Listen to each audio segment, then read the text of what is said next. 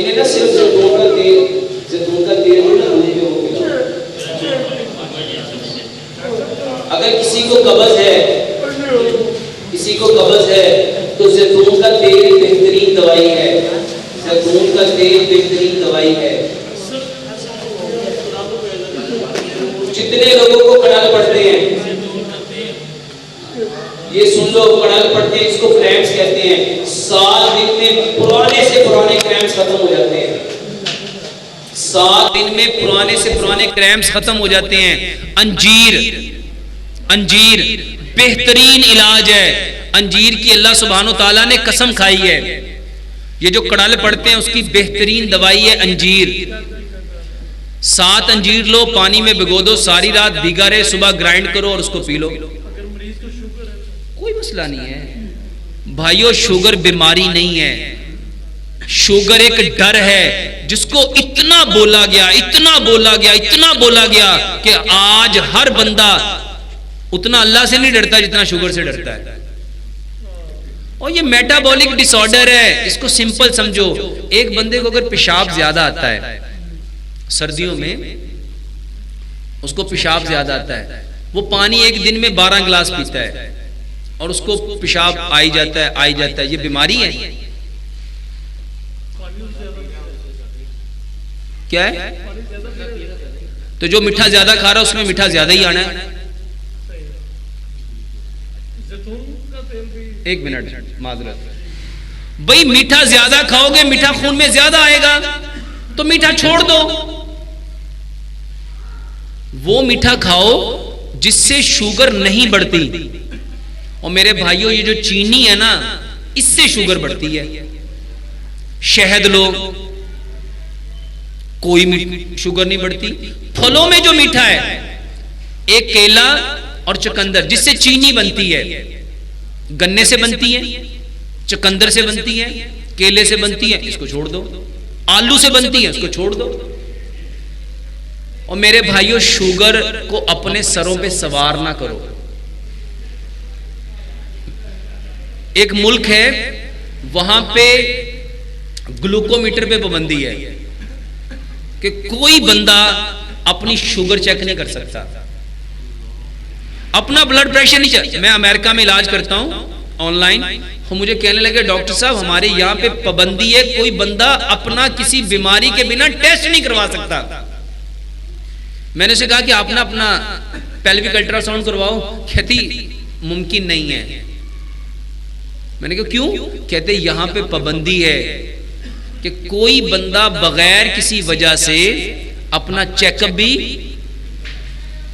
और यहां पे हर बंदा माशाल्लाह 400 रुपए का ग्लूकोमीटर है और 25-30 रुपए की डब्बी आती है और तुणदा है, लांदा है, ओ तेरी नू मेरी तो इतनी शुगर हो गई। इसको समझो, अल्लाह ताला हमारा गुमान है। अल्लाह क्या है? अल्लाह फरमाते अना इंदा जन्ना अब्दी बी। अल्लाह फरमाते मैं वैसा ही हूं जैसा तुम सोचते हो। और हमने सोचा 400 शुगर, हाय मैंने 400 शुगर हो गई, मैंने 400 शुगर हो गई, मैंने 400 शुगर हो गई, मैंने 400 शुगर हो। अब ये शुगर सवार हो गई। अल्लाह फरमाते हैं जो तुम गुमान करोगे मैं वैसा ही हूं। एक मुल्क है वहां कोई शुगर चेक नहीं करता, कौन सा हो सकता है? एक कोई होएगा। और मेरे भाइयों, ये आपको डर दिया गया है। हर बंदा और मर रहा है, हर बंदा मर रहा है और ऐसे परेशान है जैसे कुछ जन्म ही नहीं हो गया, जैसे अल्लाह ने उसकी बख्शिश खत्म कर दी और उसको लिख दिया है डॉक्टर साहब मैंने शुगर हो गई, रोना शुरू कर दे। यार शुगर होगी तो क्या मुसीबत पड़ गई है? इसको समझो। नबी सल्लल्लाहु अलैहि वसल्लम जब किसी बीमार के पास जाते थे तो क्या कहते थे? क्या कहते थे? क्या मतलब है इसका? क्या मतलब है? ला बासा, कोई हर्ज नहीं है इसके आने में, कोई हर्ज नहीं है इसके आने में। तहूरन, ओ पकीजा करने आई है इंशाअल्लाह, अगर अल्लाह ने चाहा। तो बीमारी आई तो क्या लेके आई आपके लिए? और ये तो तुम्हें पकीजा करने आई है, और हमने क्या मुसीबत समझ ली? और मैं कोई कहानी नहीं सुना रहा, इसको समझो। नबी सल्लल्लाहु अलैहि वसल्लम बीमार के पास जाते थे और कहा करते थे ला बासा तहूरुन इंशाअल्लाह, कोई हर्ज नहीं है इस बीमारी के आने में, ये आई है तुम्हें पाकीज़ा करने। शुगर हो गई तो खुश होना चाहिए कि परेशान होना चाहिए? सच बताओ, अगर ये शुगर मेरे गुनाहों को झाड़ने के लिए आई है तो मेरे लिए फायदेमंद हुई कि नुकसानदेह? और अगर मेरे गुनाह नहीं है, मेरे दर्जे बुलंद करने आई तो फिर? और मेरे भाइयों, तीन चीजें इसको समझ लो। जिस बंदे को ये तीन चीजें मिल गई, समझो उसकी ताकत खत्म हो गई। गम पहली चीज क्या है? आपको पता है नबी सल्लल्लाहु अलैहि वसल्लम सुबह फजर के बाद जो अज़कार करते थे उसमें क्या क्या करते थे? पनाह मांगते थे। किससे?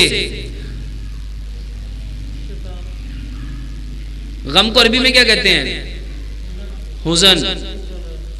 और कौन सी दुआ में आता है ये हुज़न? जब हम पढ़ते हैं अस्बहना अस्बल मुल्कु लिल्लाह वल हम्दुलिल्लाह, फिर एंड पे जाके कहते हैं रब्बी औज़ु बिका मिनल कासली व सुइल किबारी। और ये जो दुआ पढ़ते हैं अल्लाहुम्मा इन्नी औज़ु बिका मिनल हम्मी वल हुज़नी वल बुखनी व जुबनी व ज़लादैनी। और पनाह मांगी अल्लाह के नबी ने। पनाह किससे मांगी जाती है?